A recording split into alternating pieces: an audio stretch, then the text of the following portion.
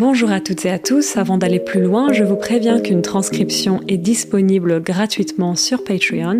Vous trouverez un lien dans la description de l'épisode.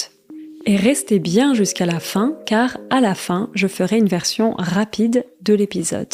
Alors, l'épisode d'aujourd'hui est inspiré d'un épisode que mon ami Abby et moi avons fait sur notre podcast Planet Now. Planet Now, c'est un podcast qui traite de différentes problématiques liées au changement climatique et qui explore des solutions qu'on peut mettre en place pour y faire face. Je vous mets un lien dans la description de l'épisode si ça vous intéresse. Est-ce que vous avez entendu parler de la semaine de travail à 4 jours ? Dans la majorité des pays, la norme, c'est de travailler 5 jours par semaine. On travaille 5 jours et on a 2 jours de repos, 2 jours off. On peut dire les deux. Avoir des jours de repos ou avoir des jours off. Par exemple, on travaille lundi, mardi, mercredi, jeudi et vendredi et on a 2 jours de repos le week-end, donc le samedi et le dimanche. Mais de plus en plus d'entreprises sont en train de tester la semaine de travail à 4 jours et 32 heures. Il y a eu des tests en Nouvelle-Zélande, en Suède, en Islande, en Belgique, au Japon, en Espagne, etc. Et récemment, il y a eu une étude qui a été menée pendant 6 mois au Royaume-Uni. Mener une étude, c'est donc littéralement to lead a study, mener une étude. Récemment, il y a eu une étude qui a été menée pendant 6 mois au Royaume-Uni. 61 entreprises britanniques ont participé à cette étude. 61. Pendant 6 mois, ces 61 entreprises britanniques ont adopté la semaine de 4 jours et 32 heures. Et le salaire des employés est resté le même. So it stayed the same. Le salaire des employés est resté le même. L'étude a révélé qu'il y a eu une augmentation du chiffre d'affaires des entreprises. Le chiffre d'affaires, qu'est-ce que c'est ? Un chiffre, c'est a figure. Par exemple, 1, 2, 3, ce sont des chiffres. Les affaires, dans ce sens-là, c'est business. Et le chiffre d'affaires, en anglais, on dit the turnover. Donc en français, on dit le chiffre d'affaires. L'étude a révélé qu'il y a eu une augmentation du chiffre d'affaires des entreprises. Et dans le cadre de cette étude, 2900 employés ont été interrogés sur leur ressenti par rapport à cette semaine de travail de 4 jours. Donc on les a interrogés, on leur a posé des questions pour savoir un peu quel était leur ressenti. Un ressenti, c'est un feeling. Quel était leur ressenti par rapport à cette semaine de travail de 4 jours. Et les résultats révèlent que 71% des employés interrogés ont signalé une diminution de l'épuisement au travail. Donc une diminution, c'est le contraire d'une augmentation. Ils ont signalé une diminution de l'épuisement au travail. Qu'est-ce que c'est l'épuisement ? Quand on dit « je suis épuisé », c'est quand on est très très fatigué. Par exemple, si j'ai mal dormi, je peux dire « Ah, je suis épuisé aujourd'hui. J'ai pas d'énergie, je suis très fatigué, je suis épuisé. » Et donc l'épuisement, c'est le mot, c'est le substantif. Donc, les résultats révèlent que 71% des employés interrogés ont signalé une diminution de l'épuisement au travail. Et 39% ont signalé une réduction ou une diminution du stress au travail. La majorité des personnes interrogées ont trouvé qu'une semaine de travail de 4 jours leur permettait d'avoir un meilleur équilibre entre leur vie professionnelle et leur vie privée. Qu'est-ce que c'est un équilibre ? On peut dire par exemple « j'ai un bon équilibre ». En anglais, c'est « a balance ». Donc j'ai un bon équilibre. Et on peut dire par exemple ici, donc avoir un meilleur équilibre entre la vie professionnelle et la vie privée. Grâce à cette semaine de 4 jours, les employés ont ressenti qu'ils avaient un meilleur équilibre entre leur vie professionnelle et leur vie privée. Donc cette étude a démontré qu'une semaine de travail de 4 jours peut permettre d'améliorer le bien-être des employés sans réduire le chiffre d'affaires de l'entreprise. Le bien-être, qu'est-ce que c'est? Bien, ça veut dire well. Être, c'est le verbe to be. Donc quand on dit le bien-être, on veut dire the well-being, le bien-être. Et le contraire, c'est le mal-être. Le bien-être et le mal-être. Donc cette étude démontre qu'une semaine de travail de 4 jours peut permettre d'améliorer le bien-être des employés sans réduire le chiffre d'affaires de l'entreprise. Donc c'est positif pour les employés et pour l'entreprise. Au final, après 6 mois d'essai, un essai c'est a trial, au final, après 6 mois d'essai, 92% de ces entreprises ont décidé de maintenir la semaine de 4 jours. C'est un peu un challenge cet épisode pour les chiffres, n'est-ce pas? Il y a beaucoup de pourcentages. 92%. 92% de ces entreprises ont décidé de maintenir la semaine de 4 jours. En France aussi, quelques entreprises ont commencé à expérimenter ce système. Et c'est un système qui attire beaucoup les nouvelles générations. De plus en plus de Français et de Françaises ne veulent plus faire d'heures supplémentaires. Et au contraire, ils veulent avoir plus de temps libre. Donc libre, c'est l'adjectif qui vient de la liberté. Donc ils veulent avoir plus de temps libre.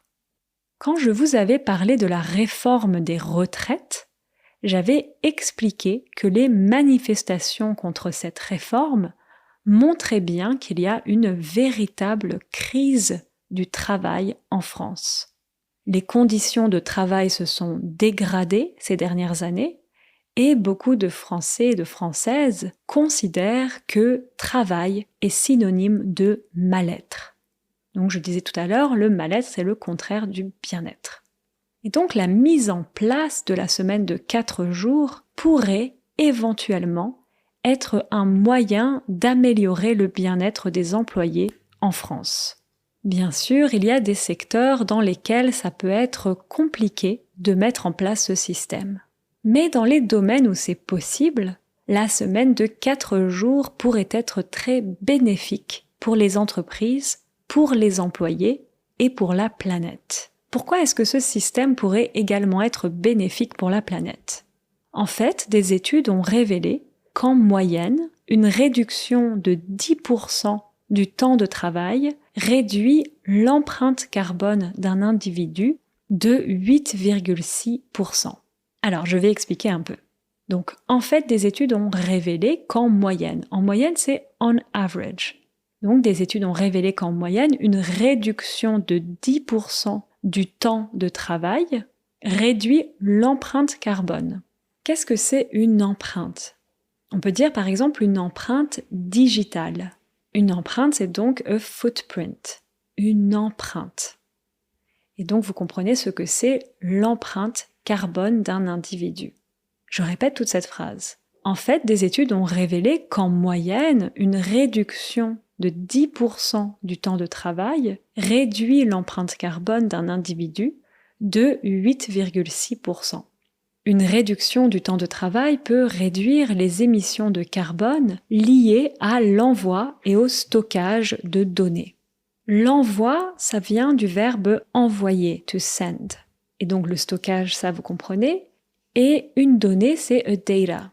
Donc vous comprenez, une réduction du temps de travail peut réduire les émissions de carbone liées à l'envoi et au stockage de données. Ça peut également réduire la consommation d'énergie mondiale, car en général, notre consommation d'énergie est inférieure à la maison qu'au travail. En général, on consomme moins d'énergie à la maison qu'au travail. Et plusieurs études sur la semaine de 4 jours ont montré que beaucoup d'employés remplacent leur temps de travail par des activités à faible émission carbone. Donc ce sont des activités qui n'émettent pas beaucoup de carbone. Des activités comme du sport, de la randonnée ou encore des activités à la maison comme de la peinture, de la cuisine ou du jardinage. Qu'est-ce que c'est la randonnée? Faire de la randonnée, c'est hiking. C'est quand on se balade, par exemple, dans une forêt. On fait de la randonnée.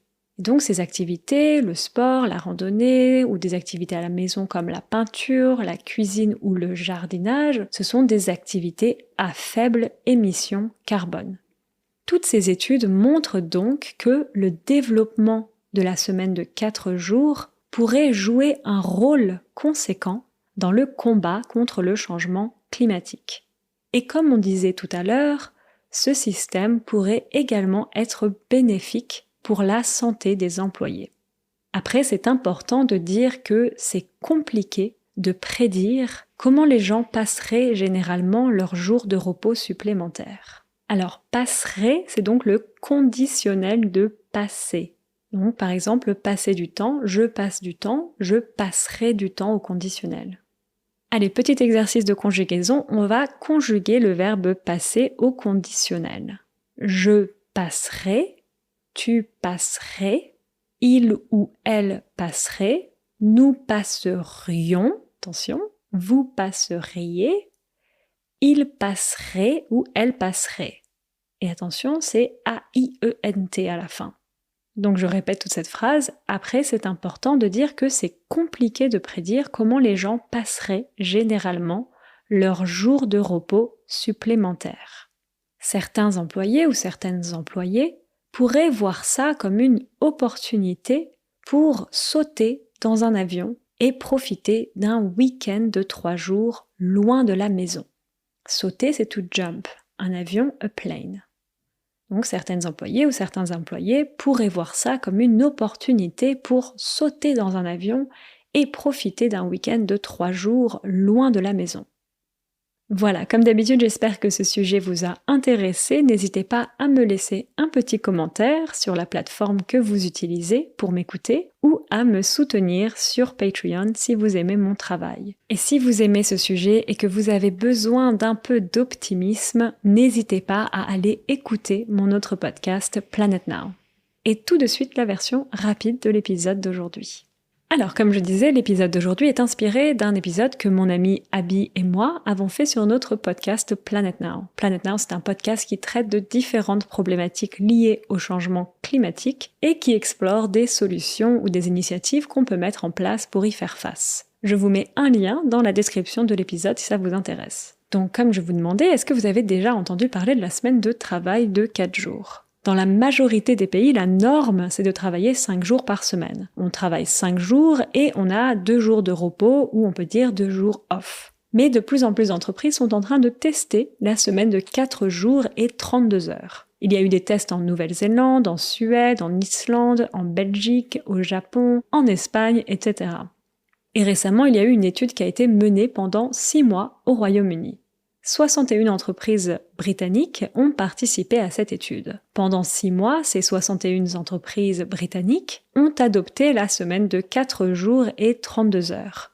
Et le salaire des employés est resté le même. L'étude a révélé qu'il y a eu une augmentation du chiffre d'affaires des entreprises et dans le cadre de cette étude, 2900 employés ont été interrogés sur leur ressenti par rapport à cette semaine de travail de 4 jours. Et les résultats révèlent que 71% des employés interrogés ont signalé une diminution de l'épuisement au travail. Et 39% ont signalé une réduction du stress au travail. La majorité des personnes interrogées ont trouvé qu'une semaine de travail de 4 jours leur permettait d'avoir un meilleur équilibre entre leur vie professionnelle et leur vie privée. Donc cette étude démontre qu'une semaine de travail de 4 jours peut permettre d'améliorer le bien-être des employés sans réduire le chiffre d'affaires de l'entreprise. Au final, après 6 mois d'essai, 92% de ces entreprises ont décidé de maintenir la semaine de 4 jours. En France aussi, quelques entreprises ont commencé à expérimenter ce système. Et c'est un système qui attire beaucoup les nouvelles générations. De plus en plus de Français et de Françaises ne veulent plus faire d'heures supplémentaires et au contraire, ils veulent avoir plus de temps libre. Quand je vous avais parlé de la réforme des retraites, j'avais expliqué que les manifestations contre cette réforme montraient bien qu'il y a une véritable crise du travail en France. Les conditions de travail se sont dégradées ces dernières années et beaucoup de Françaises et de Français considèrent que travail est synonyme de mal-être. Donc la mise en place de la semaine de 4 jours pourrait éventuellement être un moyen d'améliorer le bien-être des employés en France. Bien sûr, il y a des secteurs dans lesquels ça peut être compliqué de mettre en place ce système. Mais dans les domaines où c'est possible, la semaine de 4 jours pourrait être très bénéfique pour les entreprises, pour les employés et pour la planète. Pourquoi est-ce que ce système pourrait également être bénéfique pour la planète ? Comme je vous disais, en fait, des études ont révélé qu'en moyenne, une réduction de 10% du temps de travail réduit l'empreinte carbone d'un individu de 8,6%. Une réduction du temps de travail peut réduire les émissions de carbone liées à l'envoi et au stockage de données. Ça peut également réduire la consommation d'énergie mondiale, car en général, notre consommation d'énergie est inférieure à la maison qu'au travail. Et plusieurs études sur la semaine de 4 jours ont montré que beaucoup d'employés remplacent leur temps de travail par des activités à faibles émissions carbone. Des activités comme du sport, de la randonnée, ou encore des activités à la maison comme de la peinture, de la cuisine ou du jardinage. Toutes ces études montrent donc que le développement de la semaine de 4 jours pourrait jouer un rôle conséquent dans le combat contre le changement climatique. Et comme on disait tout à l'heure, ce système pourrait également être bénéfique pour la santé des employés. Après, c'est important de dire que c'est compliqué de prédire comment les gens passeraient généralement leurs jours de repos supplémentaires. Certaines employées ou certains employés pourraient voir ça comme une opportunité pour sauter dans un avion et profiter d'un week-end de 3 jours loin de la maison. Voilà, comme je disais, j'espère que ce sujet vous a intéressé. N'hésitez pas à me laisser un petit commentaire sur la plateforme que vous utilisez pour m'écouter ou à me soutenir sur Patreon si vous aimez mon travail. Et donc, bien sûr, allez écouter Planet Now si vous voulez un petit peu d'optimisme, un peu de bonnes nouvelles et donc découvrir de belles initiatives pour avoir un impact plus positif sur notre chère planète. Je vous dis à très bientôt. Ciao, ciao!